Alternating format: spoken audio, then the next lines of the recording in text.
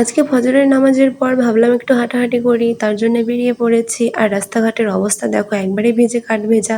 নাটোরে আজকে কয়দিন ধরে প্রচুর পরিমাণে বৃষ্টি হচ্ছে, যার জন্য রাস্তাঘাট একবারে প্রায়ই ভেজা থাকে। তো কথা না বাড়িয়ে চলো দেখা যাক আজকে কোথায় কোথায় হাঁটা গেল। তো আমি ভাবছিলাম প্রথমেই যে আজকে আমি ডিসি পার্ক যাব। তো সেই আমার যেই ভাবনা সেই কাজ, আর তার জন্য আমি বেরিয়ে পড়েছি।